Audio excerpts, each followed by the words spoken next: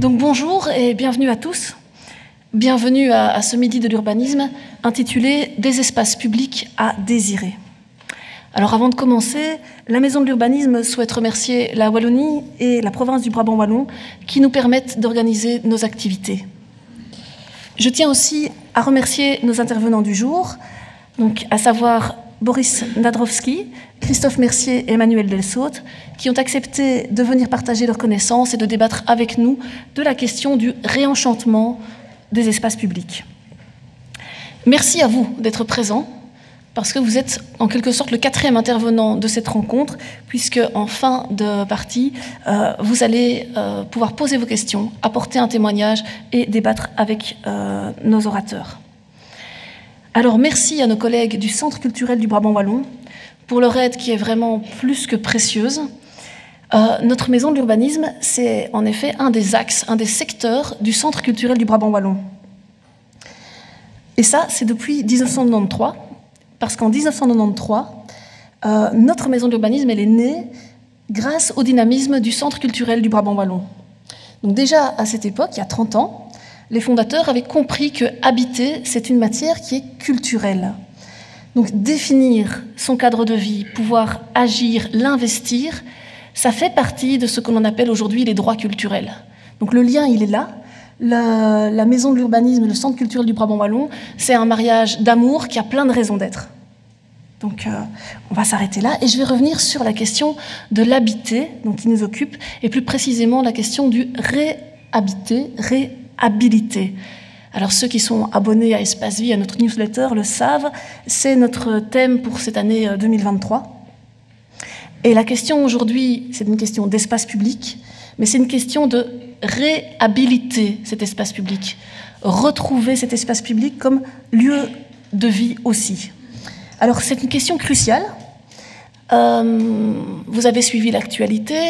Au mois de juin jusqu'au 14 juillet, le schéma de développement territorial de la Wallonie était à l'enquête publique.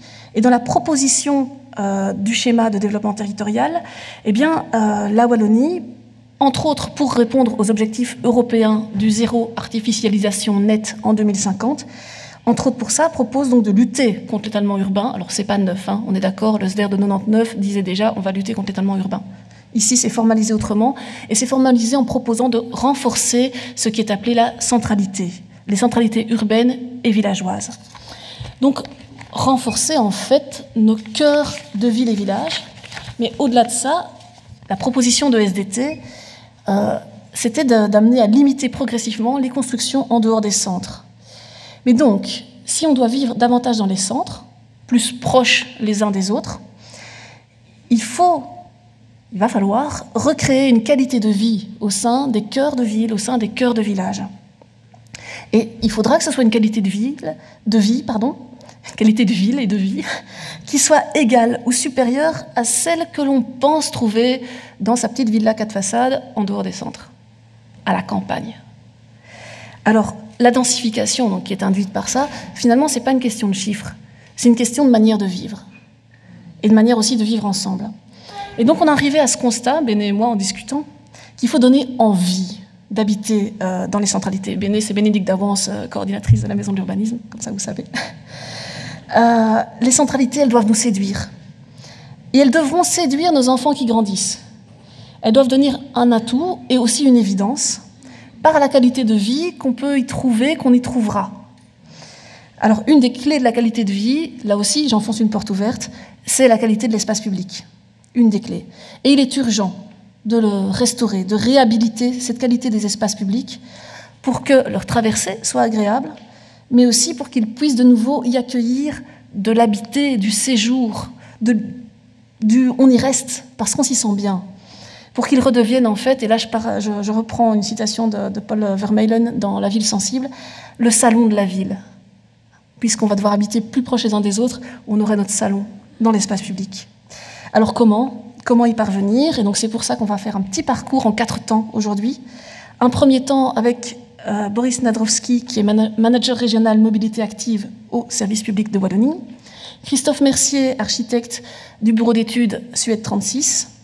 Et Emmanuel Delsaute, qui est échevin notamment de la rénovation urbaine et du développement rural à Gembloux. Et le quatrième temps, donc c'est avec vous. Alors pour commencer, je vais me tourner vers Boris Nadrowski. Alors Boris Nadrowski est de formation bio-ingénieur spécialisé en aménagement du territoire et environnement, et ensuite diplômé en urbanisme. Très vite, il s'est passionné pour les questions de mobilité, qu'à l'époque on appelait mobilité douce ou lente, au début des années 2000, et qui maintenant est mobilité active.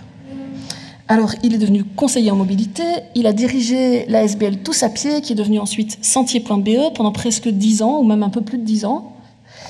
Et depuis 2021, il a rejoint le service public de Wallonie Planification et Mobilité en tant que manager de la cellule mobilité active, où il coordonne les politiques régionales en faveur des cyclistes, des piétons, de la micromobilité partagée, tout ça. Donc, en gros, pas la voiture, mais pas que quand même. Alors, peut-être certains se demandent, tiens, pourquoi on commence un midi espace public avec des questions de mobilité? Et là, donc, j'aurais dû passer cette dia avant, on est bien d'accord, avec les noms et tout ça, c'est mieux. Pourquoi? Eh bien, je vous réponds en images. Je vais vous passer simplement des images qui nous servent quand on va dans les écoles pour des animations scolaires. On fait réfléchir les enfants sur l'évolution de l'espace public proche de leur école. Et donc là, j'ai pris 3 villes au hasard. C'était les dernières où je suis allée. Donc il y a Tubize, Mont-Saint-Guibert et ici Cours-Saint-Étienne. Photos avant et maintenant. Et donc avec les enfants, on s'amuse à jouer au jeu des 7 erreurs. Donc parfois, j'ai 3 photos différentes. Et le constat que font les enfants, ce qui les frappe le plus, c'est Cours-Saint-Étienne, c'est la place que prend la voiture, qui peut être plus ou moins évidente. Et certains enfants, et là c'est assez nouveau, ça fait 2-3 ans, ils font « Ah, c'était mieux avant ». Donc, on vient de faire un stage à Mont-Saint-Guibert sur l'espace public, donc ça explique que j'ai beaucoup de photos pour eux. Et donc, c'était mieux avant. Est-ce que ce sera mieux demain? Et donc c'est vraiment cette question-là que je pose à Boris Nadrowski. Je te cède la parole pour que tu nous expliques comment apaiser nos villes. Et je passe le PowerPoint. Hop. Alors, tu es là. Youp. Et c'est celui-ci. Youp, youp. Et c'est parti. Ça va avec la présentateur? Bien, bonjour à tout le monde, donc enchanté d'être présent. Donc effectivement, moi je vais vous parler sous l'angle un peu de la mobilité, puisque c'est là que j'y travaille, des espaces publics apaisés. Alors, avec les images, je ne crois pas que je vais vous faire rêver par rapport à ce qui était un peu le thème aussi. Je laisse à ceux qui vont me suivre de donner des images vraiment qui font rêver. Mais cependant, vous expliquer que dans une politique de mobilité, la question des quartiers apaisés, elle est super importante. Pourquoi? Sur le graphique de la présentation, j'en ai un deuxième, de la présentation, c'est celui-ci. Comme on le voit, vous avez peut-être dû déjà entendre que dans la politique mobilité, on parle de la vision FAST, d'augmenter les parts modales à pied et à vélo. Mais ce qui est surtout important, ce sur quoi on essaye vraiment de travailler, au fait, c'est d'augmenter la part mode actif pour les courtes distances. Parce qu'on voit déjà que pour les déplacements en fait, inférieurs ou 1 km, même jusqu'à 5 km, on a déjà une part de la voiture qui est très importante. Pour des distances inférieures à 5 km, on est déjà passé les 50% des personnes qui se déplacent à voiture. Et donc, ce que nous, on veut vraiment faire, c'est vraiment pouvoir travailler là-dessus, offrir des alternatives, faire que les gens aient plus envie, justement, de se déplacer à pied, à vélo pour des courtes distances. Et surtout que rappeler, en fait, le potentiel, il est là. Sur l'image de gauche, une ville moyenne, vous avez le territoire qui est à 5, 10 ou 15 minutes à pied, et à droite à 5, 10 ou 15 minutes à vélo. Donc en fait, on vit dans des territoires qui sont marchables, qui sont faciles, théoriquement, d'accès à vélo. Mais pour ça, il faut vraiment donner les conditions. Donc je répète, ces quartiers apaisés sont vraiment pour nous un outil important de promotion et de pouvoir répondre aux objectifs régionaux, notamment la vision FAST. Quelque chose qui est aussi très important par rapport à la promotion des quartiers apaisés, de donner envie, c'est l'aspect santé. On en parle très peu chez nous en Wallonie, pourtant c'est quelque chose de très important. On en parle pour l'instant beaucoup en France chez nos voisins, notamment avec tout ce qui est lié aux futurs Jeux Olympiques. Mais là aussi, au fait, on doit bouger plus. Il y a un vrai enjeu de société en termes de problèmes plutôt sanitaires liés à nos modes de vie, sédentarité, obésité, mal-être, etc., parce qu'on ne bouge pas assez. Les enfants, les personnes âgées, nous-mêmes, on ne bouge pas assez. Donc, offrir des espaces de qualité dans lesquels on a envie de se déplacer, c'est au fait faire de la santé sans s'en rendre compte. C'est au fait de finalement faire pour nous-mêmes. On voit la manière dont on travaille notre cerveau quand on a marché ou qu'on n'a pas marché. Et donc ça aussi, de nouveau, c'est important. Faire en sorte que les enfants puissent marcher un petit peu, aller à vélo à l'école est quelque chose de très important. Ils arriveront plus frais, plus disposés à apprendre. Enfin, autre chose, pour des raisons économiques. On dit souvent, ben voilà, on va faire un quartier apaisé, donc on va toucher au stationnement, je vais y revenir, aïe, conflit, on va tuer le commerce. La période des travaux est effectivement quelque chose de très délicat à gérer, qui est difficile pour les commerces. Mais en fait, à terme, donner des quartiers dans lesquels on peut se déplacer de manière active, c'est bon pour le commerce. Et oui, on a peu d'études, mais les études que l'on a, il faut s'en servir. On avait eu notamment l'occasion, lors du dernier colloque piéton-vélo qu'on a organisé l'année dernière en avril, d'inviter Mathieu Chassigneux, qui est un chercheur français, et qui explique cela. Notamment parce que la perception souvent des commerçants, elle est faussée. Demandez à un commerçant comment les gens dans son commerce arrivent, ils vont dire majoritairement en voiture. Et dans la réalité, on voit qu'on est souvent plus d'en dessous de la moitié de ce chiffre. Donc là encore une fois, favoriser ces quartiers apaisés, c'est aussi favoriser le commerce local. Un peu après ce petit argumentaire, en fait, qu'est-ce que c'est un quartier apaisé? Qu'est-ce qu'on entend par là? Il y a beaucoup de définitions possibles. Là, je vais vous en donner un peu une sous le prisme aussi de nouveau de la mobilité. Alors, c'est vrai, moi je m'occupe au sein du service public de tout ce qui est modes actifs, mais je ne suis pas du tout, et toute la politique qu'on mène, notamment avec le plan vélo et le plan piéton, ne sont pas des politiques contre la voiture. La voiture est une manière de se déplacer qui a toujours sa place aujourd'hui. Par contre, ce que l'on veut vraiment faire, c'est de redonner la place à l'ensemble des modes, notamment avec la mise en place du principe stop, où l'on dit maintenant, il ne faut plus réfléchir à l'espace public en disant on regarde ce dont a besoin la voiture et puis on regarde qu'est-ce qui reste, mais d'abord, regardons ce dont les piétons ont besoin, les cyclistes, les transports en commun et les voitures. Et surtout, ne réfléchissons pas en termes de véhicules. Ce n'est pas une voiture contre un piéton, c'est l'ensemble des usagers qu'on doit prendre en compte. L'usager qui va se déplacer à pied, en voiture, à vélo, en chaise roulante. Exemple d'une zone de rencontre ici en Suisse, de nouveau, où les modes de transport peuvent cohabiter. Autre élément aussi qui nous semble très important au niveau de ces fameux quartiers, c'est le fait de prendre en compte l'ensemble de la population. Ici, je vois dans la salle, on est plus ou moins un peu dans la même tranche d'âge, on est certainement professionnel, on réfléchit, on crée des espaces publics, mais pourtant, on doit les destiner à vraiment l'ensemble de la population. Indépendamment du genre, qu'on soit un enfant, qu'on soit une personne âgée, qu'on ait des difficultés à se déplacer ou non, c'est quelque chose de très important. Et là, je fais le lien avec les quelques images qu'on a eues. Questionner les enfants sur l'espace public, de quoi ils ont envie. Et dernier élément qui me semble aussi important et qui sort, c'est vrai, au fait, de l'aspect vraiment mobilité que l'on a notamment à l'administration wallonne, c'est d'aller au-delà du déplacement de A à B. Des quartiers apaisés, des quartiers qui donnent envie, c'est des quartiers où on va vouloir s'arrêter, papoter, s'asseoir, lire un livre, faire une sieste, pourquoi pas. Et comme le dit Jan Gehl, qui est un architecte urbaniste danois, c'est important de ne pas en prendre en compte que la partie opportunité pour marcher, mais aussi tout ce qui est les sentiments de sécurité par rapport aux autres, par rapport aussi à tout ce qui est le climat. Ici, aujourd'hui, il fait chaud, on va chercher de la fraîcheur, on va chercher les ruisseaux, on va chercher l'eau, on va chercher l'ombre. Dans quelques semaines, il va faire très froid, ou très pluvieux, on va chercher des endroits pour s'abriter, des endroits où on va retrouver de la lumière, etc. Et donc ça, ce sont aussi des choses très importantes. Très important parce qu'on essaye, nous aussi, de nouveau, au niveau du service public, d'être de plus attentifs, notamment, soit via les projets qui sont subventionnés vers les communes au niveau d'espaces publics ou quoi, ou aussi dans les projets que l'on accompagne, puisqu'on accompagne aussi pas mal d'associations qui mènent ce type de projet sur le terrain. Alors, comment on peut le faire? On peut le faire sur du long terme. On peut le faire avec beaucoup d'argent. Ici, on a vu des images qui étaient il y a longtemps, il y a quelques années. Ici, rapidement, je vous montre des images d'il y a quelques années à maintenant. Des exemples en Wallonie, où justement, on est passé aussi d'espaces publics vraiment dédiés à la voiture et où on a retravaillé.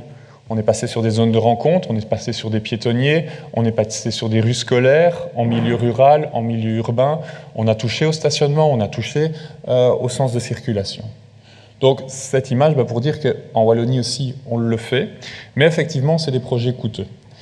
Par rapport à ça, donc, il y a quelque chose aussi qui est quand même une belle avancée d'il y a quelques mois, c'est le décret lié à la mobilité qui a été approuvé en 2022 par le Parlement et dans lequel, au fait, on instaure les plans d'investissement mobilité active et intermodalité.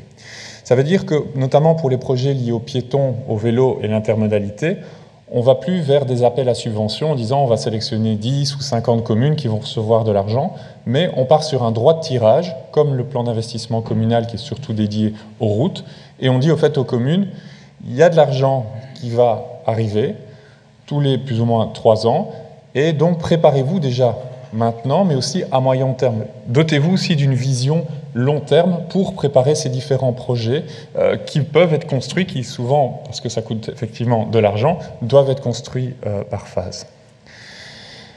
Alors, on ne sait pas toujours le faire, donc qu'est-ce qu'on peut faire aussi finalement pour améliorer la qualité de vie dans nos quartiers, avec des mesures qui, oui, toujours, ça coûte un peu d'argent, mais qui sont aussi faisables. La question des plans de circulation. Ça, c'est quelque chose aussi, c'est quelque chose qui permet véritablement d'améliorer la qualité de vie au sein des quartiers et des villes. De nouveau, l'objectif, c'est pas dire on met tout en zone piétonne, mais par contre, on va faire en sorte que pour les courtes distances, c'est plus compliqué de se déplacer. C'est un peu le bâton.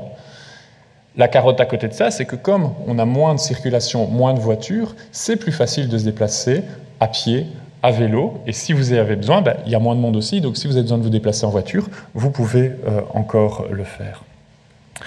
Ces plans de circulation, comme je dis, effectivement, c'est de la théorie, il faut savoir par où on va faire passer les voitures, il faut aussi être flexible, il faut pouvoir adapter, et ce sont des choses qui ne nécessitent pas nécessairement beaucoup d'aménagement. Des bacs à fleurs, des poteaux, et ensuite, après avoir testé, on peut aussi rendre bien entendu ça, je veux dire, plus périn, avec une plus belle qualité d'espace public. Ce sont aussi, finalement, le fait de couper parfois des rues permet également de se réapproprier, de redonner une fonction à des petits espaces publics. C'est aussi l'occasion de se dire, tiens, finalement, j'ai une voirie double sens, est-ce que je ne pourrais pas en faire quelque chose? Est-ce qu'en la rendant un sens, est-ce que je ne peux pas y mettre, par exemple, ici on est en montée, une piste cyclable? Est-ce que je ne peux pas élargir les trottoirs? Est-ce que je ne peux pas y mettre des bacs à fleurs? Est-ce que je ne peux pas y rajouter de la qualité? De nouveau, diminuer l'emprise de la voiture, c'est s'offrir d'autres possibilités au niveau espace public. La question du stationnement est effectivement très importante. C'est pas, de nouveau, j'insiste vraiment là-dessus, c'est pas une guerre contre la voiture, mais c'est se dire, après de nombreuses années où on a été un tout à la voiture, on revient en arrière et oui, on doit reprendre de la place à la voiture pour favoriser d'autres manières de se déplacer. Donc c'est accepter de se dire, le parking, il sera peut-être plus toujours au centre-ville, ou du moins plus compliqué, mais plus en périphérie. Il n'y aura peut-être pas du stationnement tout partout. Et les gens qui habitent quand même là et qui ont une voiture, ils vont peut-être devoir marcher finalement 10 minutes pour aller chercher leur voiture. Est-ce que c'est si compliqué que ça? Est-ce que c'est un drame? Ça amène à un changement d'habitude qui n'est pas facile, mais pourtant, quand il est fait, permet d'offrir plus de qualité. Manière aussi de travailler, c'est sur la vitesse. Il n'y a pas photo. Diminuer la vitesse de circulation dans les espaces publics, c'est rassurer les gens. C'est avoir moins peur d'un accident, ou du moins sa gravité. C'est se dire, ok, je suis dans une zone à 20 km/h. Mon enfant de 12 ans, de 10 ans que je laisse maintenant aller à pied ou à vélo, bien sûr que j'ai peur qu'il ait toujours un accident. Mais je sais que s'il a un accident, et que notamment on est dans une zone 20, voilà, il y a plus de chances qu'il soit quand même là encore après. Alors de nouveau, c'est touchy, on n'aime pas toucher à la vitesse, mais pourtant, c'est typiquement quelque chose qui permet d'aller vers un mieux. C'est technique aussi. Toucher à la vitesse, c'est se donner la possibilité de se redonner de l'espace pour autre chose. La place nécessaire dans tous les guides, etc., nécessaire pour 2 voitures, qui roulent à 50 ou à 20 km/h, on gagne entre 1 mètre et 1,50 m d'espace qui peut être utilisé pour autre chose. Voici un exemple de rue en haut à gauche. Les voitures, en plus de plus en plus grosses, ne savent pas se croiser dans ce type de rue. On le voit ici avec les traces de neige. Voilà, pourquoi ne pas récupérer une partie de cet espace perdu pour élargir des trottoirs, pour améliorer la circulation des piétons. Même chose ici, un espace résiduel qui pourrait peut-être avoir une autre fonction. Faire en sorte aussi de faire comprendre à l'automobiliste qu'il arrive dans quelque chose. Alors de nouveau, ça peut se faire aussi avec des aménagements vraiment de qualité qui coûtent cher, mais parfois, comme vous voyez ici, on reste avec des pavés, les trous dans la rue sont toujours là, donc quand vous passez avec votre voiture, vous continuez à sautiller sur les pavés. Par contre, on vous a fait comprendre par un petit aménagement que vous ne devez pas rentrer à grande vitesse dans ce goulot d'étranglement. Donc, pouvoir signaler, pouvoir aussi faire des aménagements temporaires, par exemple comme les rues scolaires. Au niveau des aménagements aussi qui sont possibles, c'est toute la mise en place des zones de rencontre. Alors depuis le Covid, il y a eu une modification de l'arrêté qui régit un peu tout ce qui est la mise en place de zones de rencontre. Bien entendu, il faut continuer à travailler à l'accessibilité universelle, ça reste l'objectif, mais l'avantage de cette modification, c'est qu'elle n'est pas contraignante. Avant, il fallait d'avoir un espace de plein pied de façade à façade. Je répète, en termes d'accessibilité PMR, ça reste l'objectif et ça reste le mieux. Mais ça permet d'avoir, par exemple, ce type de rue, de lui permettre de passer en zone de rencontre. Et donc aussi, finalement, de donner le droit aux piétons de circuler au milieu. Comme ils circulent au milieu et tout, ces trottoirs qui sont souvent un bon espace de transition entre le domaine privé et le domaine public peuvent être utilisés à autre chose. Et ces autres choses comme des bancs, des bacs à fleurs, des armoires où on peut échanger des livres vont participer justement à cette qualité d'espace public, au fait de redonner de la vie. Et par rapport à ça, je voulais insister aussi sur quelque chose, je crois, de très important qui dépasse vraiment, qui dépasse totalement l'aspect technique, c'est vraiment la transversalité au niveau des services. Je peux le dire aussi typiquement pour nous-mêmes. On est souvent, en fait, en vase clos dans son service. Je suis au niveau de la mobilité, donc je vais travailler au niveau de la mobilité. Mais pour amener à ces quartiers qui fonctionnent, il faut que celui qui se charge de la mobilité, que ce soit au niveau régional ou au niveau communal, aille parler à son collègue des espaces verts, aille parler à son collègue qui s'occupe des aménagements, l'aménagement du territoire, aille parler à son collègue qui s'occupe de tous les projets de cohésion sociale, des maisons de quartier, etc., pour permettre finalement que ça fonctionne. Et là, justement, je fais la transition vers mon dernier point de l'exposé, c'est vraiment animer l'espace public.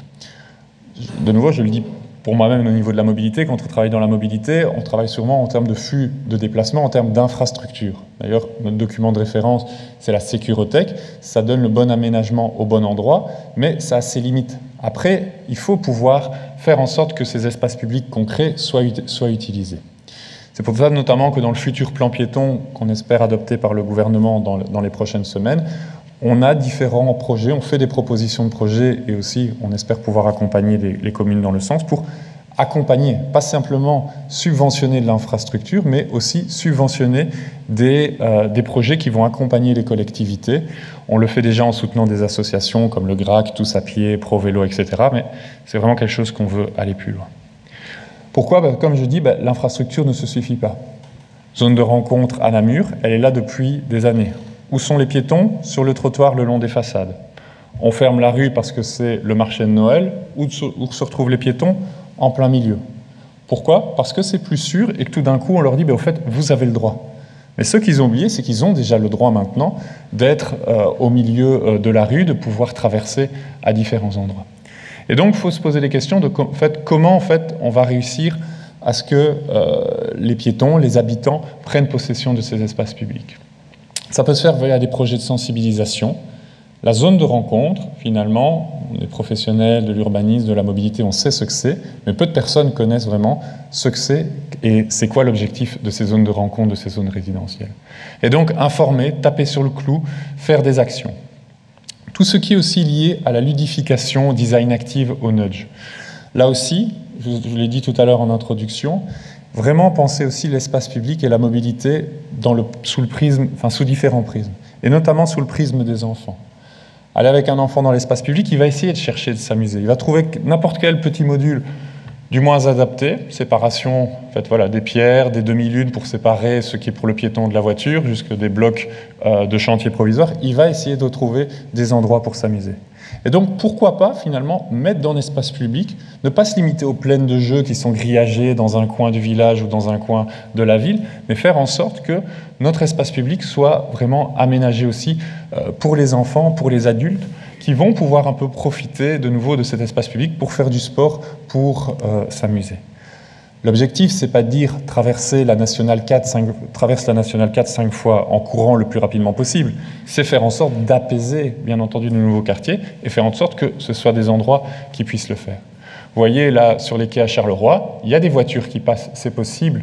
Bon, les autres exemples, on est sur un pont ou un Ravel, mais c'est possible de l'imaginer. Même chose ici, par exemple, un arrêt de bus. On l'a tous connu, on le connaîtra encore. Attendre le train ou le bus avec un enfant, ça peut être très fatigant. Parce que voilà, pour lui, c'est pour nous c'est embêtant, mais pour eux c'est encore plus embêtant. Et pourquoi pas y mettre des petites choses qui vont lui permettre un peu de passer son temps, qui vont faire sourire, qui vont ludifier l'espace public. Exemple à Montréal, des balançoires. Moi je suis à fond pour l'instant des discussions avec mes collègues du Tech en leur disant, et si on mettait des balançoires, des tests pilotes de balançoires à certains arrêts de transport en commun. Ils ne m'ont pas encore traité de fou, donc j'ai encore un espoir. Comme je disais, tout ce qui est lié au design actif, donc on en parle beaucoup en France, il y a beaucoup d'expériences qui se font aussi, il y a des débats à avoir sur la côté des couleurs, de la perception notamment pour les personnes à mobilité réduite, mais ce sont des choses qui travaillent, mais c'est de nouveau montrer au fait que quand on se déplace, on fait un effort, c'est intéressant. Deux exemples ici en Wallonie, rue des Fripiers à Mons, on est sur un peu du design actif, on sait aussi de la ludification.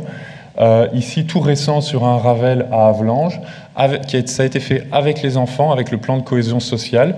Ben, même chose, le trajet pour les enfants devient tout d'un coup un peu moins monotone.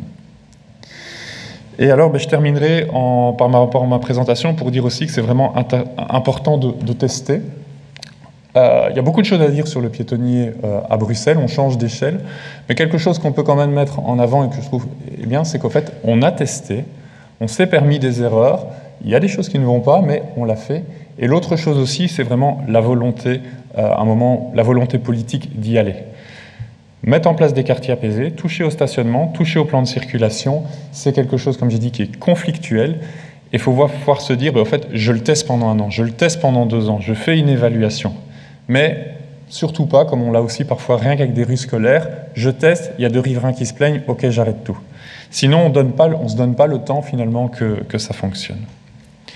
Et ça, ben voilà, j'en ai parlé plusieurs fois, mais aussi, ben, bien entendu, entendre les avis des citoyens, faire des marches exploratoires aussi. Ça, ce sont des choses, comme j'ai pu le dire, ben, qu'on soutient notamment via des associations que l'on aide.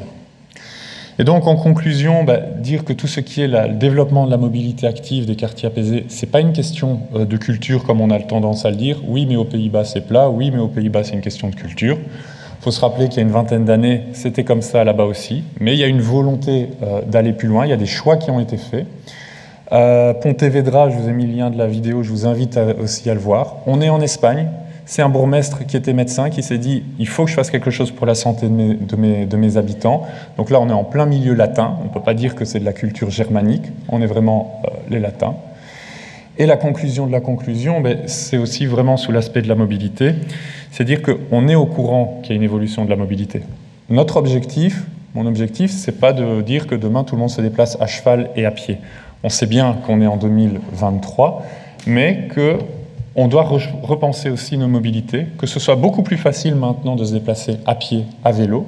On continue à utiliser la voiture, mais par contre, la voiture devient effectivement plus compliquée à utiliser pour les courtes distances. Voilà, merci.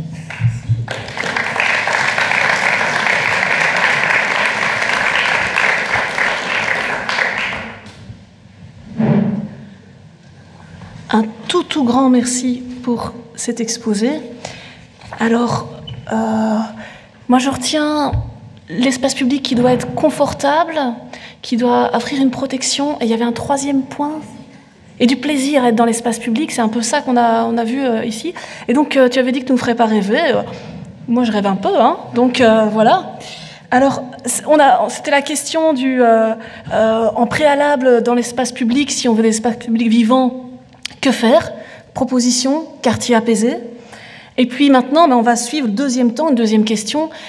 Quoi? Qu'est-ce qu'on va faire? Et tu as toi-même introduit Christophe Mercier en disant c'est les suivants qui vont vous faire rêver. Alors, c'est un peu ça. On va donc non pas enlever les voitures, mais permettre à chacun de trouver une place dans l'espace public, c'est ça que tu disais, en ne partant plus du paradigme de la voiture en début, mais d'abord en partant du piéton, donc inverser la tendance. Mais alors, qu'est-ce qu'on va mettre dans les espaces publics? Comment va-t-on réhabiliter les espaces publics une fois qu'ils sont apaisés de la pression automobile? Et donc ces espaces publics, quand on regarde la définition dans le guide d'aménager les espaces publics wallons de la CPDT, un espace public, c'est un espace qui doit être accessible à tous sans discrimination, conçu et aménagé pour accueillir une large palette d'activités, accessible à tout moment, donc il n'y a pas d'heure d'ouverture et de fermeture de l'espace public, accessible librement, qui doit être approprié par les gens et pratiqué dans le respect des principes et exigences édictés par les autorités publiques. On ne fait pas non plus n'importe quoi dans l'espace public, qui dessert évidemment les immeubles et les espaces riverains et qui est connecté à d'autres espaces publics qui constituent le maillon d'un réseau. Alors, pour essayer de voir comment on fait tout ça en pratique, on a interrogé un bureau d'études, donc Suède 36, et je vais inviter tout bientôt Christophe Mercier à nous rejoindre, et je ferai attention de changer le petit nom, donc désolé Boris, tu t'es appelé Agnès pendant... Alors, Christophe Mercier, il est architecte, et pour les projets d'espace public, la fibre vraiment de Suède 36, c'est de mettre systématiquement en place des processus de participation et de concertation citoyenne. Donc pas faire contre les gens, faire avec eux. Alors, entre autres choses, Christophe milite pour la mise en place de nouveaux processus créatifs et aussi de concours, donc pour essayer d'augmenter la qualité vraiment architecturale, la qualité de l'espace public. Il est aussi professeur d'atelier à la faculté d'architecture de l'Université de Liège. Et donc, je vais tout de suite lui céder la parole parce qu'on n'a pas trop de temps pour faire du blabla. Alors, hop, il est ici. Et voilà. Et Pomme L, ouais. Et voilà, on y est, on n'est pas au bon endroit. Voilà. Voilà, bonjour à tous.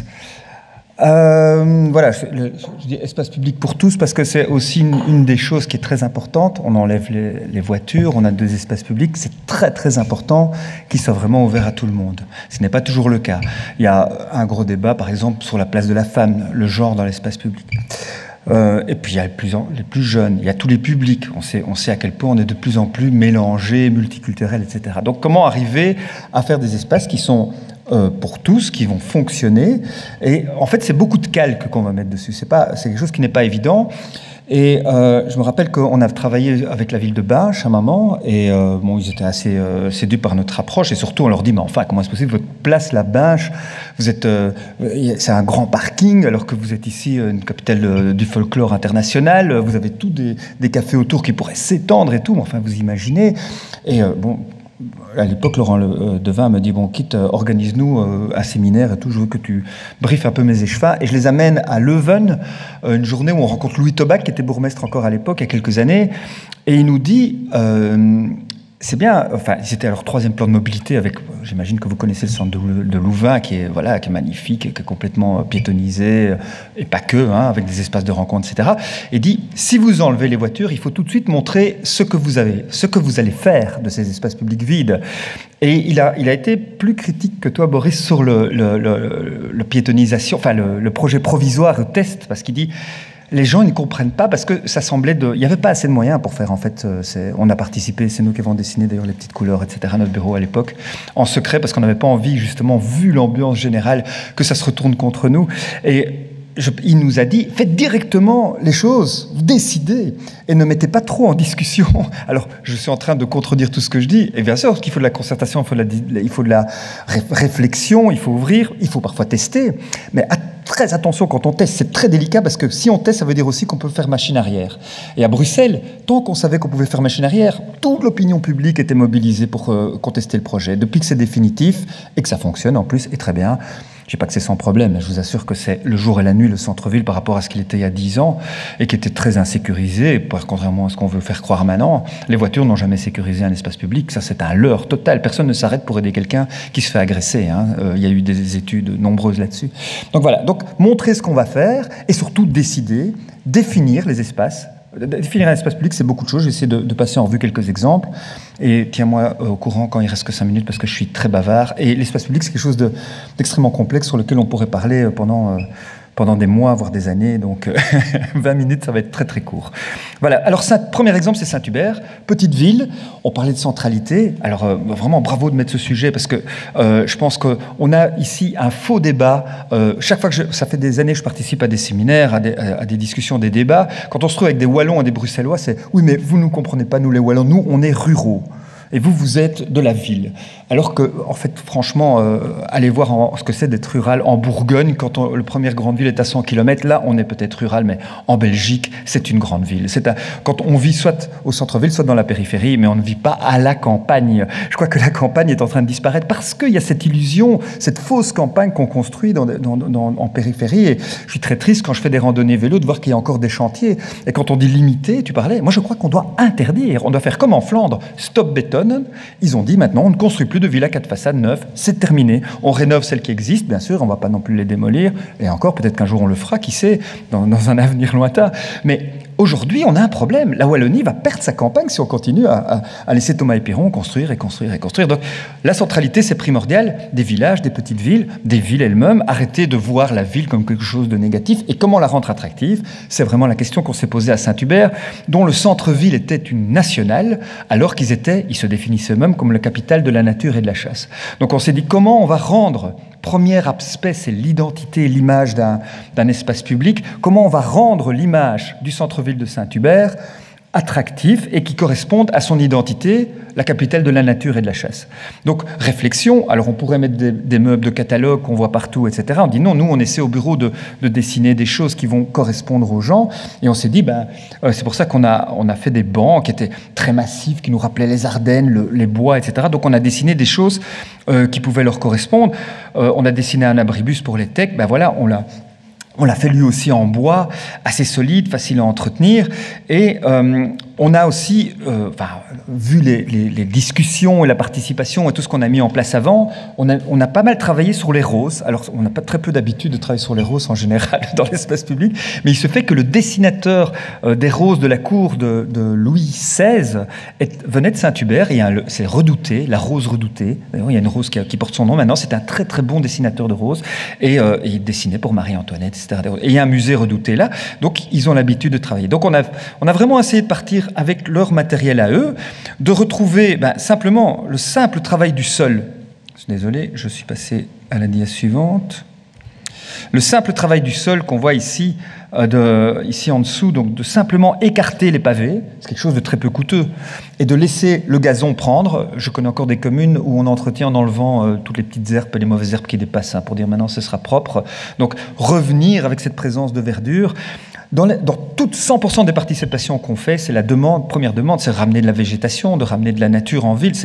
On parle de confort, on parle de sécurité aussi, mais cette demande-là, elle est vraiment primordiale. De la couleur aussi souvent, on réclame de la couleur, la ville est grise.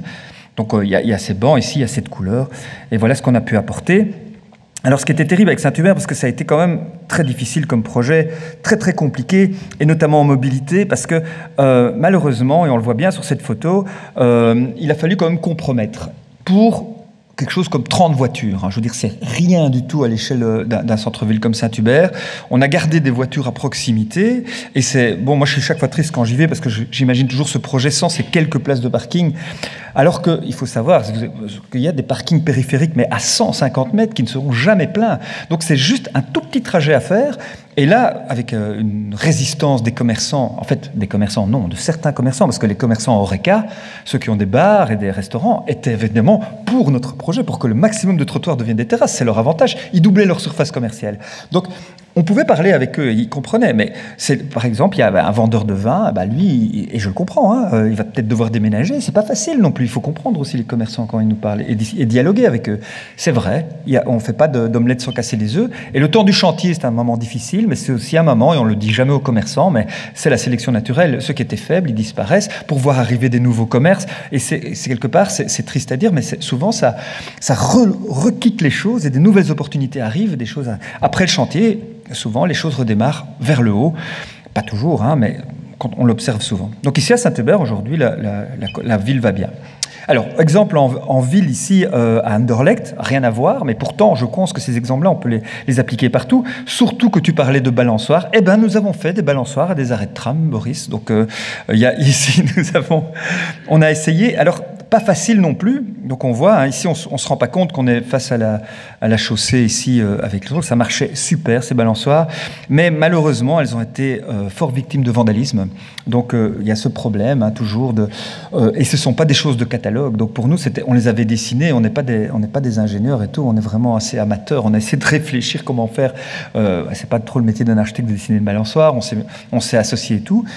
Et malheureusement, elles ont été enlevées parce qu'elles ont été vraiment toutes cassées, utilisées de façon excessive, ou vraiment des jeunes allaient à 360 degrés, on a essayé de réduire l'angle et tout. Et donc, malheureusement aussi, l'espace public est compliqué par rapport à ça. Donc, c'est un exemple un peu triste.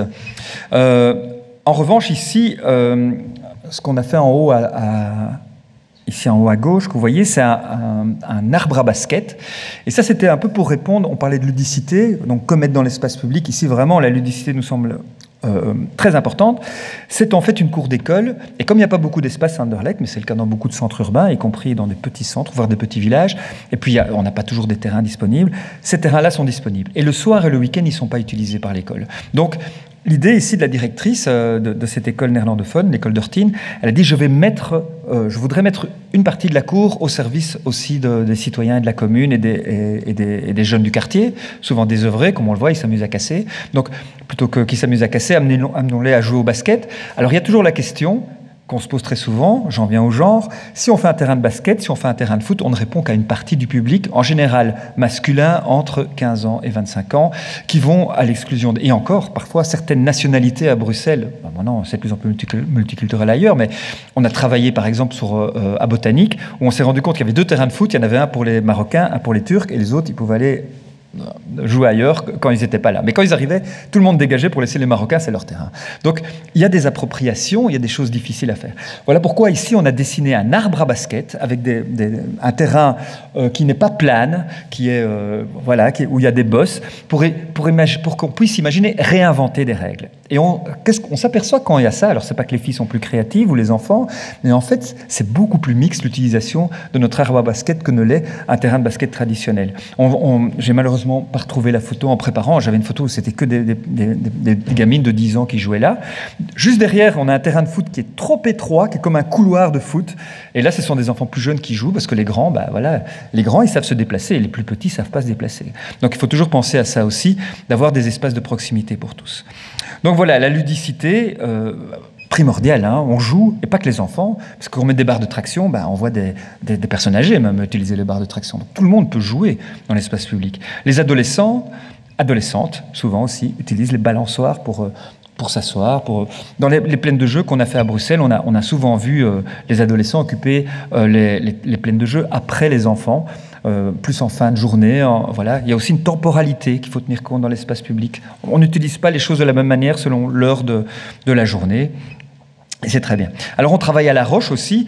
De nouveau, c'est un parking aujourd'hui, peu utilisé, d'ailleurs on le voit bien sur la photo, qu'on va rendre complètement piéton, avec tout. Vous savez qu'il y a eu ces problèmes d'inondation. On pourrait faire une conférence sur la gestion de l'eau dans l'espace public. Je ne vais pas trop m'attarder là-dessus, c'est pas le sujet aujourd'hui, mais ça permet souvent de créer des espaces de verdurisation et aussi d'avoir un espace qui peut devenir didactique, une autre fonction de l'espace public, expliquer des choses aux gens, aux enfants, aux écoles et aux plus âgés.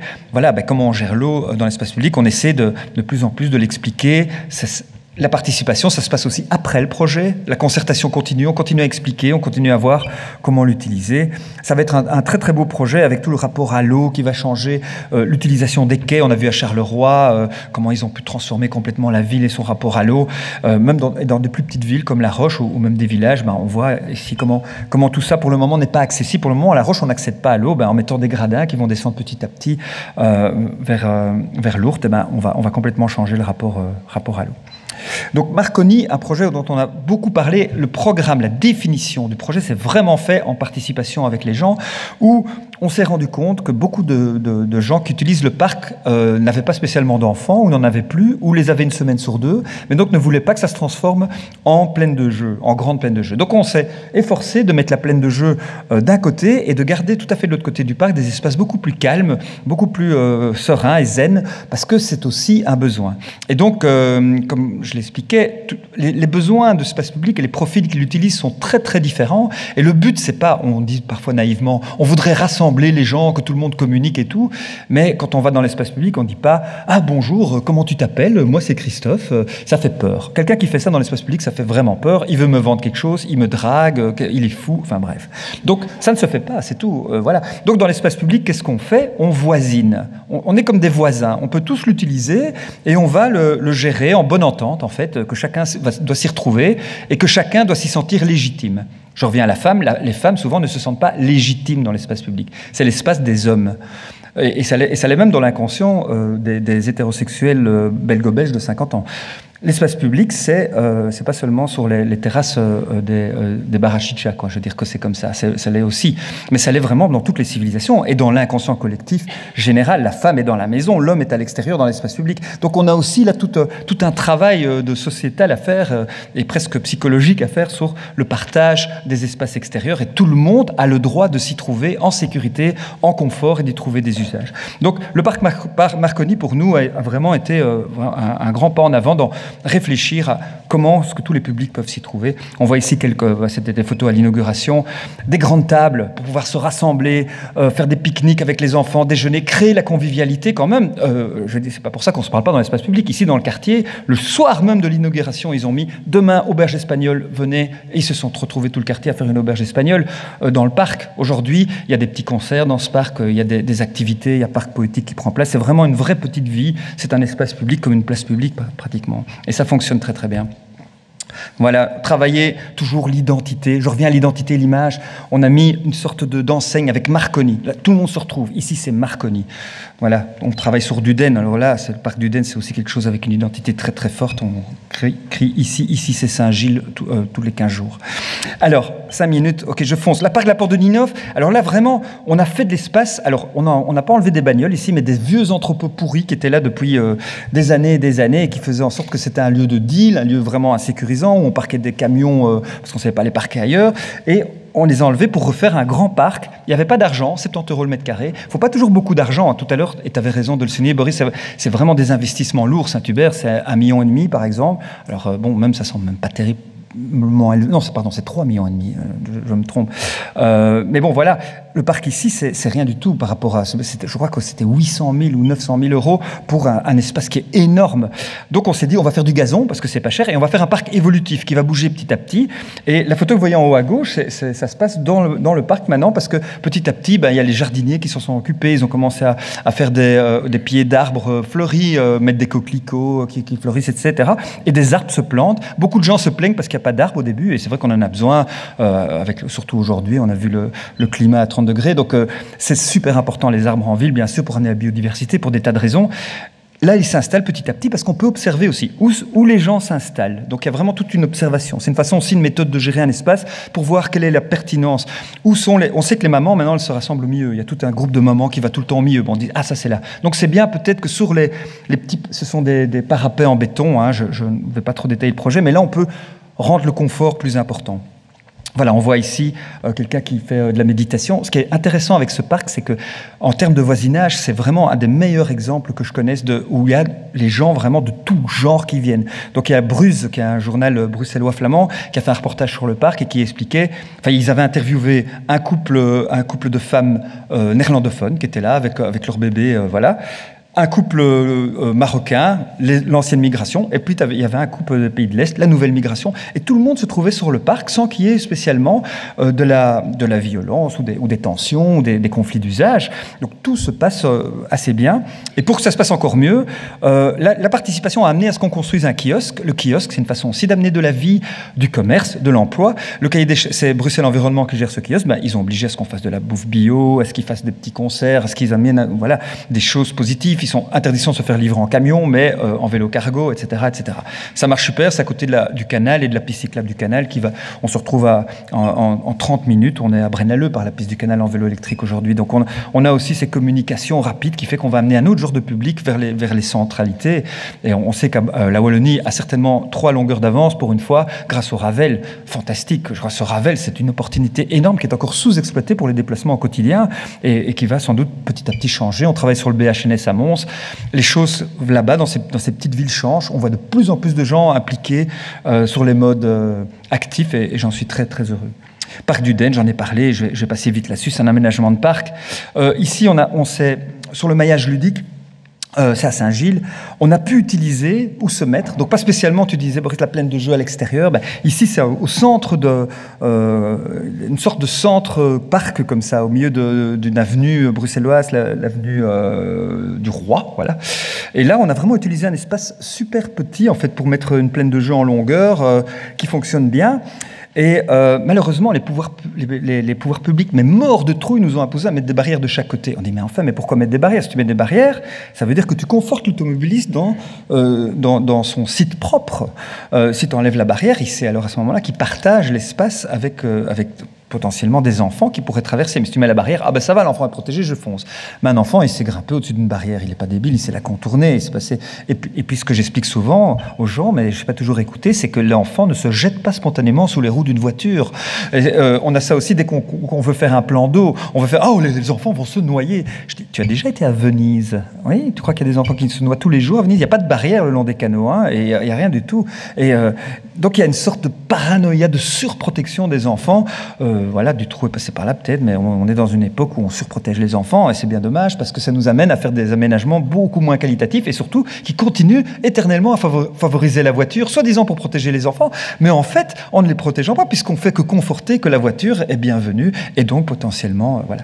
Il faut la décourager, il faut surtout ralentir sa vitesse, faut pas, évidemment, moi je suis venu ici en comme bio, hein, donc on a toujours besoin des voitures partagées, moins souvent qu'on ne le croit, mais on en aura besoin et donc il faut continuer à travailler dans la multimodalité. Et là, je rejoins complètement ce qu'a dit Boris. Je crois que c'était 100% ce que pour le moment les bureaux d'études maintenant pensent, tous ceux qui travaillent en mobilité. Et voilà aussi comment une rue peut devenir, petite rue aussi dans le cadre du maillage ludique. J'ai une seconde même pour terminer. Donc simplement enlever les bordures, monter le trottoir de la même façon que la route. Donc ça, là, on sent que le trottoir a le même statut parce qu'on a utilisé ici quelque chose d'un petit peu ludique et coloré, planté au maximum, et puis mettre des petits éléments ludiques. Voilà, ici ça c'est des trucs de catalogue. Donc, parfois, on peut aussi utiliser le catalogue, hein, c'est pas interdit. Mais donc, on peut s'asseoir, on peut jouer. Il n'y a pas eu d'accident, que je sache, depuis 5 ans que ça existe, ça fonctionne bien. Je suis encore passé hier, ils avaient fermé la rue, il y avait une fête de rue dessus. Donc voilà, ça marche, c'est des petites choses. Voilà, j'espère que je n'ai pas été trop confus et divers, mais l'espace public, c'est beaucoup d'aspects qu'on doit aborder de tous les sens. Et j'essaie de donner rapidement un aperçu du quoi. C'était la question. Merci beaucoup.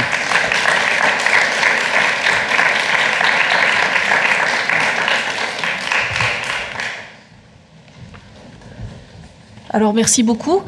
Un feu d'artifice, de quoi, hein, en 20 minutes, pas mal. Et donc maintenant, on va faire l'exercice presque contraire, puisque je vais demander à Emmanuel Delsaut, qui est donc échevin à Gembloux, de nous rejoindre, cette fois-ci pour creuser un projet. Un projet, celui de la place de l'Orneau, qui a récemment été réaménagé. Et la question, cette fois-ci, vous êtes plusieurs à provenir de différentes communes, se dire, mais comment on arrive à transformer, à réhabiliter un espace public, juste un, à l'échelle d'une ville qui est similaire au niveau de la taille aux villes du Brabant wallon. Comment c'est possible? Alors Emmanuel Delsaut, il est avocat, échevin du patrimoine, des sports, du tourisme, de la rénovation urbaine, du développement rural, des aînés, des jumelages, des festivités, des cultes et du contentieux à la ville de Gembloux. Ça, c'est sa présentation. Et En deuxième ligne, alors je suis désolée, je viens de Chapelle-les-Herlémont, donc ce sera peut-être pas le bon accent, mais donc il est scabin, qu'est-ce qu'il dit, tout ce qu'il y a fait pour qu'on fuche ben dans la commune. Et si ça ne va pas, c'est Colli qui devrait rarindir les bidons des vins d'aller pas devant le juge. Et donc, comment on avait fait pour qu'on fuche ben sur le place de l'Orneau? Et ça d'aller devant le juge?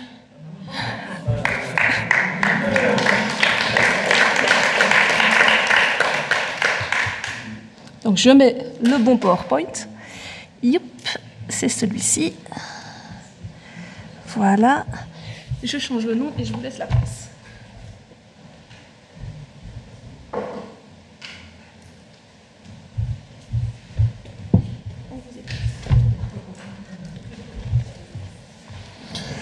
Merci, bonjour à tous. J'ai entendu beaucoup de choses auxquelles je vais pouvoir donner un écho à travers cette petite présentation d'un projet que nous avons mené à bien ici dernièrement à Gembloux. Je suis parti d'une présentation qui a été faite par le bureau d'études qui était en charge, donc c'est ABR et De Custer. Et on va donc parler de la place de l'Orneau. Vous voyez ici sur cette dia introductive une vue aérienne de ce qui était avant un parking, un vaste parking avec deux voies traversantes, et entre ces deux voies, encore des places de parking. Et tout cela était tarmaqué, bien entendu. Un petit peu d'histoire, nous sommes à Gembloux. Alors Gembloux, c'est une ville comparable à ce qu'on trouve en Brabant wallon. Et d'ailleurs, avant la Révolution française, nous étions en Brabant. Et c'est suite à la Révolution française que nous sommes passés en province de Namur, mais nous sommes toujours, évidemment, à la limite. Ça a joué sur l'histoire de Gembloux, puisque forcément, quand on est à la limite d'une terre, le voisin qui convoite, qui souhaite s'étendre, il commence par ce qu'il y a tout juste derrière la frontière. Donc on a subi une série de conflits, et on est en réalité en présence d'un centre ancien. C'est une ville médiévale qui s'est développée autour d'une abbaye qui a été fondée au Xe siècle. Et donc, cette ville médiévale est située sur un éperon rocheux pour des raisons de défense, à proximité d'un cours d'eau. Il y avait des bois, il y en a encore un petit peu, et il y avait des terres de culture, et c'était précisément cet endroit-là qui était tout à fait indiqué pour développer une abbaye qui a fermé, dont les portes ont fermé à la Révolution française. Mais donc on est en présence d'un centre ancien, donc avec un éperon rocheux, ça veut dire des petites rues étroites en pente, le long et tout autour de cet éperon rocheux. Et c'est dans ce contexte-là que nous sommes amenés à travailler. Alors, cette place de l'Orneau, c'est un projet parmi tant d'autres. C'est un projet qui est issu d'une opération de rénovation urbaine. L'opération de rénovation urbaine, elle est codifiée par la législation régionale, et c'est une fiche parmi 12 fiches projets destinées à travailler sur différents aspects, différents lieux dans la ville de Gembloux, lieux où on a estimé qu'il y avait des travaux d'envergure, des réaménagements d'envergure à faire. Certaines fiches concernent l'acquisition et la transformation de bâtiments, des réhabilitations, d'autres des espaces publics. C'est le cas ici de la place de l'Orneau, qui est un projet d'envergure parce que c'est un chantier qui a nécessité beaucoup de travaux, de longs travaux, quasiment 1 an. Ce sont des délais liés à la procédure de rénovation urbaine, etc., qui sont des délais assez conséquents. Et alors, en termes d'investissement, on parle d'un budget d'1 600 000 et quelques mille, très largement subsidié par la région wallonne. Alors, c'est très utile d'avoir ces financements, bien entendu, parce que sinon on ne pourrait pas mener de telles opérations, mais ça nécessite aussi, en termes de procédure, de différentes étapes de contrôle, et donc c'est une grande machine à mettre en route. Cette opération de rénovation urbaine, elle a été validée par la région en 2013. Nous avons 15 ans pour terminer tout. C'est le premier projet qui est complètement fini. Et il nous reste 5 ans pour le reste. Alors, on avance sur les autres choses aussi, mais tout ça provient d'une réflexion qui a été menée à bien et qui a débouché donc sur ces 12 fiches projets. Je reviendrai par après sur les implications de ces procédures. Alors, la place de l'Ornaud, je vous ai parlé du développement de Jean Blou sur un éperon rocheux près d'un cours d'eau. L'Ornaud, c'est le cours d'eau qui passait au pied de cet éperon rocheux. Et ce lieu, on pouvait le voir sur les anciennes vues, a été aménagé en place depuis assez longtemps. Pour des raisons d'hygiène, l'Ornaud a été couvert, voûté au XIXe siècle. Et donc, la place de l'Ornaud, c'est là où passe l'Ornaud, mais à part quelques tacs où on peut deviner que ce ne sont peut-être pas les égouts qui sont en dessous, mais le cours d'eau, il n'y avait plus de lien, si ce n'est le nom. Cette place est devenue, donc, on le voit ici, le parking avec ce qui reste, c'est une école, très importante école avec plusieurs, je pense, là, cette implantation-là, c'est 1200 élèves tout de même. Des commerces en mutation, c'est la difficulté de tous les centres, on le connaît. Et voilà un petit peu l'état dans lequel le bureau d'études a trouvé la place. Alors tout ça s'intègre évidemment, voilà la photo, s'intègre dans un ensemble qui est bien pensé. Je vous ai parlé de parking, on en a parlé juste avant. Quand on touche au parking, attention, les réactions, les premières réactions sont vous supprimez le parking, vous avez tué le commerce, etc. Il faut pouvoir entendre. Mais ce projet, il est intégré dans justement un ensemble et il y a des parkings à proximité. Il y a même des espaces qui ont été aménagés à proximité entre le moment où ce projet a été initié et le moment où il a été réalisé. On a donc fait toute une étude pour voir un petit peu quels étaient le nombre de parkings, pour déterminer d'ailleurs que, quoi qu'on en pense, il y a du parking, mais les gens ne le voient pas nécessairement, et qui plus est, il y a du parking gratuit à proximité. Ça a été important parce qu'il faut convaincre, vous allez voir ici, donc on part de 54 places. On arrive dans un aménagement d'espace de zone de rencontre et au final, il n'y a plus que 20 places. Donc c'est sûr que sur le papier, l'impact est assez important. Et donc, il faut pouvoir communiquer par rapport à ça. Il faut communiquer que c'est pensé en fonction de ce qu'il y a à proximité. Et donc, je ne veux pas revenir, mais je confirme tout ce qui a été dit.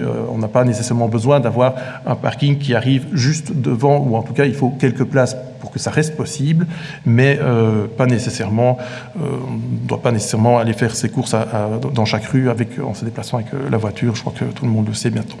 Il y avait une exigence aussi, c'était d'un rappel de l'Ornaud. Et donc, voici ce que le bureau a proposé.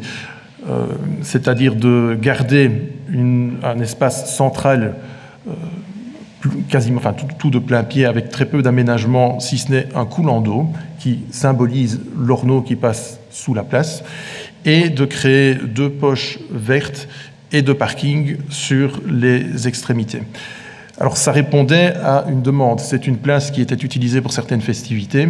Il fallait pouvoir garder un espace qui permette de recevoir ces festivités. Elle était utilisée également pour le marché hebdomadaire qu'on avait déplacé entre-temps pour différentes raisons à d'autres endroits et qui est revenu maintenant. C'est d'ailleurs, j'ai vu tout à l'heure la présentation de la maison de l'urbanisme. Eh bien, en filigrane, c'est la place de l'Ornaud avec le marché. Donc c'est une photo tout à fait récente.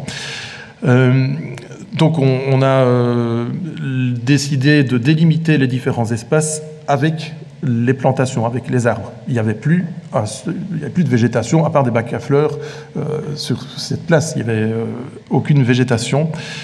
Et donc on se sert des arbres de haute tige et plus basse tige pour délimiter l'espace. On a donc les aménagements avec le coulant d'eau, etc. Là, ce sont des exemples. Et évidemment, tout ça a été pensé en fonction des questions de mobilité. Alors, initialement, la question a été débattue. Faut-il garder la possibilité de traverser la place en voiture, Ou bien faut-il se dire, on y accède par un côté ou par l'autre, mais on ne traverse plus. Nous avons opté, après différentes concertations, pour un passage qui reste possible. On verra que dans l'évolution, une fois que les travaux ont été réalisés, il y a maintenant, alors qu'on nous disait, vous allez faire un piétonnier, ça ne va pas. Ça, c'était certaines voies, hein, pas toutes. Vous faites un piétonnier, ça ne va pas, on ne pourra plus passer en voiture, etc. Maintenant que la place est faite, et donc que le chantier est passé, que la place est rouverte, je pense que quasiment les mêmes voix disent, mais il faut la laisser piétonne, ça ne sert à rien, les voitures qui passent là au milieu, etc. Bon, bref, ça fait partie des concertations. Et voilà ce qu'ils nous avaient donc proposé avec donc, la partie ici, donc la partie centrale, qui permet de conserver une place au sens propre et sens espace vide, comme on a un peu cette partie-là à l'ancienne, mais donc qui permet de garder des espaces libres pour des activités. Et alors vous voyez au fond les arbres qui délimitent cet espace, et sur la gauche, mais vous voyez les arbres de l'autre côté qui délimitent également. Il y a une zone de dépose minute, il y a des zones qui sont prévues pour les établissements Horeca, dont on espère qu'ils pourront se redéployer. Et il y a des cellules commerciales d'ailleurs qui sont maintenant déjà en quelques mois, qui ont été justement prisées par d'autres commerces qui étaient installés ailleurs dans la ville et qui se sont dit il y a un nouvel espace, je vais m'installer là-bas. Donc l'effet levier est rencontré. Voilà, la place dans l'autre sens. Alors c'est un espace partagé, ça veut dire que le piéton peut aller partout, ne peut pas constituer une gêne pour les autres usagers, mais les autres usagers peuvent aussi, théoriquement, aller partout. Alors, ce qu'on a essayé de faire ici, c'est tout de même de suggérer par où doit passer la voiture. Donc là, vous le voyez, elle peut aller en fait partout sur la place. Elle peut traverser le coulant d'eau, c'est pas un problème. Mais on a essayé de faire en sorte qu'elle reste à un endroit plus défini, de manière à guider. C'est un peu une entorse, puisque si on illustre trop bien avec des potelets, etc., ou avec des trottoirs, mais alors qu'on n'est plus en espace partagé, mais si on dit trop clairement par où il faut passer, évidemment, l'automobiliste se dit « Ah, ça c'est ma place ». Et donc, on réapplique les règles, je dirais, ordinaires du code de la route, et on ne pense pas qu'en réalité, on est dans cette zone de rencontre. Ça, c'est un peu plus compliqué à faire connaître. Les gens connaissent la zone résidentielle parce qu'ils ont dû l'étudier dans le permis de conduire. Quand ils y passent, c'est plus évident qu'ils reconnaissent, parce que généralement, les lieux sont plus étroits. Dans les zones de rencontre avec les places, c'est un peu différent. Il n'y a pas encore cette culture de « Ah tiens, je rentre dans une zone de rencontre, donc c'est comme si j'étais en zone résidentielle, donc je dois redoubler de prudence et ralentir, etc. » C'est pas toujours évident. Voilà une vue ici aérienne avec une suggestion de ce que ça pouvait donner. Ici également avec l'emplacement pour le marché hebdomadaire, une des poches de parking. Et alors ce qui était prévu aussi, c'est de travailler sur l'éclairage. Je crois qu'il n'est pas encore total. Le nouvel éclairage n'est pas encore en service pour le moment, parce qu'on a rouvert ici au mois d'avril ou au mois de mars. Alors voilà, ce que ça peut donner en nuit, etc. Alors c'est un projet concerté, il y a différents stades. Tout d'abord, pour faire l'opération de rénovation urbaine, il y a des ateliers. C'est là-dessus qu'on débouche, sur les 12 pistes, les 12 fiches de projet. Quand on a un avant-projet, etc., on passe en concertation avec les riverains. Alors, il y a les riverains, il y a les propriétaires, il y a les occupants, les locataires, il y a les utilisateurs. Alors, il y a des commerçants, il y a une école aussi, différents publics donc, et différentes institutions. Et alors, c'est un projet reconcerté, parce qu'à chaque étape, et c'est vraiment très important, il faut retourner vers les citoyens. Quand il y a une concertation, il en ressort généralement quelque chose. Alors, la question qui se posait souvent, c'est « Oui, mais vous avez déjà décidé, on ne pourra rien changer. » Non, on peut adapter des choses, mais le projet en tant que tel, dans son principe, le principe est acquis. Et chaque fois qu'on a pu tenir compte des avis et des remarques tout à fait pertinentes du reste qui ont été formulées, eh bien, on l'a fait, et à chaque étape, on a montré ces adaptations. On a déterminé beaucoup de choses. Alors, c'est concerté parce qu'il y a des délais. Il y a les avatars, vous vous associez au RES, par exemple, pendant tout le processus. Non, on ne doit pas intervenir, pas de problème. Et à la première réunion préparatoire au chantier, finalement, on doit tout changer. On doit changer toutes les canalisations de gaz. 3 mois. On a reporté de 3 mois. Donc on a rajouté les 3 mois au chantier, mais donc c'est très impactant. Bon, voilà, on fait pas. Ce sont des gros projets, donc évidemment on doit se dire il y a des avatars. Et alors il y a des besoins changeants aussi.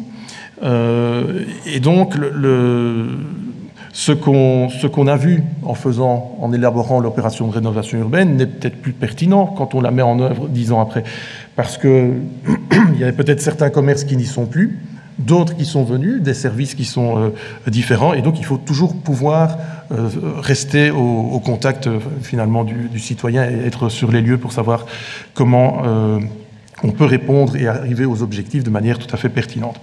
Alors le projet, il a été aussi adapté, je viens d'en parler, les différentes concertations. On dit, mais non, les emplacements pour PMR, on va les placer autre part, le coulant d'eau, il a changé d'endroit, la taille, etc. Mais de manière vraiment à obtenir quelque chose qui soit au diapason de ce que les utilisateurs vont... de ce qu'attendent les utilisateurs. Alors c'est un projet également dans la durée, puisque je disais, le chantier, c'est 1 an. Alors, on l'a phasé aussi. Pour éviter les problèmes de mobilité, on n'a pas fermé toute la place pendant tous les travaux. Quand on a phasé, la moitié de la place était toujours utilisable. Dans les faits, elle a été peu utilisée.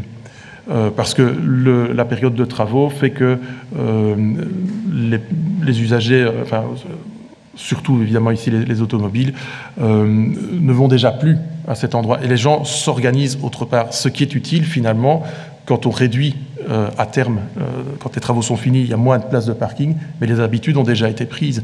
Et donc à la sortie de l'école, où c'était l'embouteillage complet, où les élèves traversaient comme des élèves au moment où on rouvre les portes à 4 heures dans le smartphone, etc., ils traversaient partout. De toute façon, les voitures étaient bloquées, etc. Depuis qu'on a rouvert, je crois que sur une sortie, j'étais allé faire un petit comptage, une sortie, il y avait 8 ou 10 voitures qui sont passées sur toute la sortie. Parce que les habitudes ont été prises, cet espace est devenu un espace de convivialité et on n'a pas besoin nécessairement d'aller jusqu'à cet endroit-là en voiture. On fait une partie à pied, donc ça fonctionne aussi. 3 phases, j'en ai parlé. Il y a l'ouverture. Quand on a ouvert les barrières, on a vu un petit peu comment ça fonctionnait. On a très très vite vu des gens qui se trouvaient au milieu de la place et qui prenaient donc leur place. Une finalisation, parce qu'on ouvre, mais il y a encore quelques détails à faire. Je parlais ici de l'éclairage qui n'est pas encore fait. Et alors, il faut toujours pouvoir envisager une évolution. Ce qui a été conçu dans les bureaux a été bien réfléchi, mais on ne peut pas être certain de comment on va réagir sur le terrain, comment les gens vont s'approprier les choses. Et donc, on se rend compte qu'en termes de lisibilité, il y a peut-être des améliorations qu'on peut faire. On a mis à un endroit ou l'autre un bac à fleurs. Parfois, ça suffit. On a replacé des bancs à d'autres endroits parce que les voitures, on estimait qu'elles pouvaient aller trop près des maisons, etc. Et on fait des adaptations. Il faut toujours pouvoir tenir compte de cela. Peut-être qu'à terme, ce sera une rue scolaire. Peut-être que ça deviendra complètement piétonnier. On ne peut pas le dire à ce stade. Mais évidemment, pour contenter tout le monde, et ça, c'est le propre des concertations, c'est qu'on arrive à un compromis. Quand vous mettez autour de la table un riverain, un occupant, différents commerçants, ils ont tous des demandes légitimes, mais différentes. C'est une place de parking. Certains commerçants disent « moi je veux qu'on passe à pied devant ma vitrine pour qu'on la voie ». D'autres ils disent « ah non, moi il faut qu'on passe en voiture ». Et dans ce sens-là. Et finalement, il faut faire preuve d'écoute et de dialogue. Mais le dialogue, il se fait aussi entre les personnes qui sont autour de la table, les riverains, les voisins, qui se rendent compte que leur voisin n'a pas les mêmes aspirations et que mais si moi je demande ceci, je sens que je vais à l'encontre des intérêts de mon voisin, donc je dois peut-être entendre tout ça et finalement tout a fini par s'équilibrer. Alors évidemment sur des réseaux sociaux, etc., mais vous avez de tout. Mais vous avez généralement des choses qui s'équilibrent. Quelqu'un qui va dire, c'était interpellant, il faudrait que la police aille sur la place de l'Orneau parce que ça ne va vraiment pas à la sortie de l'école. Et puis, on ne savait pas ce que ça voulait dire. C'est quoi? C'est pour verbaliser les voitures? Ou bien, eh bien là, c'était parce que les élèves sortaient, ils allaient sur la place. Tout à fait leur droit. Et donc ça s'est équilibré parce qu'à un moment, quelqu'un a demandé mais quel est votre sentiment? Lui, c'est un espace de rencontre, c'est comme ça que ça doit être utilisé. Ah ok, et puis bon, ça s'est passé. Voilà des photos et je remercie la maison de l'urbanisme d'avoir fait ces clichés. Voilà, ça c'est le résultat il y a quelques semaines, mais donc on voit qu'il y a une poche de parking au bout. Alors les arbres ne sont pas encore aussi grands que sur les esquisses, mais les gens se sont réappropriés les lieux. Alors il y a des moments, évidemment, où on voit davantage de monde. Là, on voit au bout de la photo. L'espace, il est disponible. Et quand il y a le marché, vous l'avez vu en filigrane sur la présentation de la maison d'urbanisme, eh bien, ce marché, en fait, revit. On l'a remis à cet endroit-là. Et on a, très rapidement, en un mois ou deux, on a eu des demandes de nouveaux ambulants qui voulaient s'y installer. Je ne sais pas si c'est le hasard ou pas, mais en tout cas, on a le potentiel. Et alors que le marché périclitait comme beaucoup de marchés, il y avait une demande et il y a de plus en plus de gens qui y vont. Donc pour ça, c'est vraiment un succès. On a rendu une place à tous les usagers et on a réellement une place de l'Orneau et pas un parking comme avant. Enfin, j'en ai terminé. Merci beaucoup.